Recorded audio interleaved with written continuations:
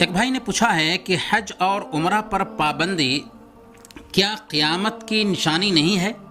کیونکہ صحیح بخاری کی حدیث میں اللہ کے رسول صلی اللہ علیہ وسلم نے ارشاد فرمایا لا تقوم الساعة حتى لا يحج البيت، قیامت اس وقت تک قائم نہیں ہوگی جب تک کہ بیت اللہ کا طواف کرنا، بیت اللہ کا حج کرنا بند نہ ہو جائے۔ اس حدیث سے انہوں نے یہ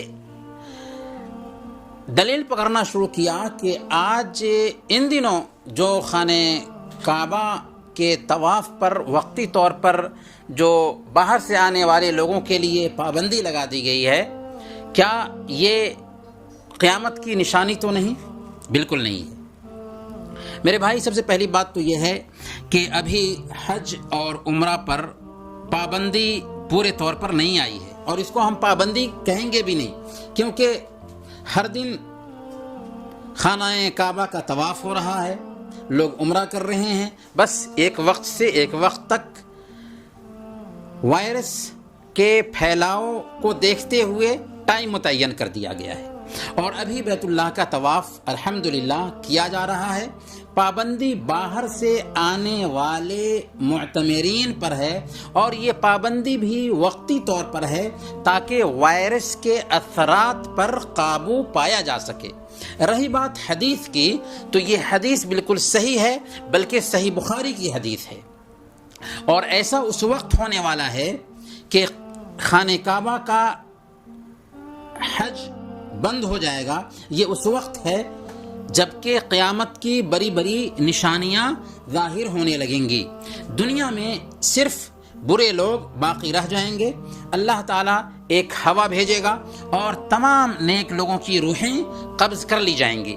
اب جب برے لوگ ہی باقی رہ جائیں گے تو ظاہر سی بات ہے ان کو کیا پرواہ ہوگی حج کرنے کی، ان کو کیا پرواہ ہوگی عمرہ کرنے کی، تو ایسے ہی لوگوں پر قیامت واقع ہوگی۔ اسی کی طرف اللہ کے نبی صلی اللہ علیہ وسلم نے اشارہ کرتے ہوئے فرمایا کہ قیامت اس وقت تک قائم نہیں ہوگی جب تک کہ بیت اللہ کا حج بند نہ ہو جائے۔ یاد رکھیں، بڑی بڑی نشانیاں بھی ظاہر ہو چکی ہوں گی، لیکن اس کے باوجود بھی بیت اللہ کا حج ہو رہا ہوگا۔ اسی لیے اللہ کے نبی صلی اللہ علیہ وسلم نے بیان فرمایا کہ یاجوج ماجوج کے نکلنے کے بعد تک خانہ کعبہ کا طواف کیا جاتا رہے گا۔ صحیح بخاری کی روایت ہے، حضرت ابو سعید خدری رضی اللہ تعالی عنہ کا بیان ہے کہ اللہ کے رسول صلی اللہ علیہ وسلم نے ارشاد فرمایا لَيُحَجَّنَّ هَذَا الْبَيْتِ وَلَيَعْتَمَرَنَّ بَعْدَ خُرُوجِ یاجوج وماجوج، کہ یاجوج ماجوج کے نکلنے کے بعد تک اس گھر کا حج اور عمرہ کیا جاتا رہے گا۔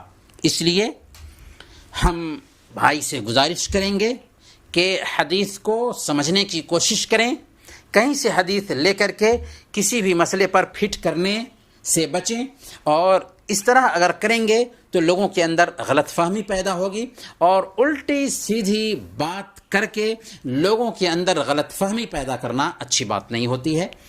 بات کو صحیح طریقے سے سمجھنے کی کوشش کرنی چاہیے۔ وصلی اللہ علی نبینا محمد وعلی آلہ وصحبہ اجمعین۔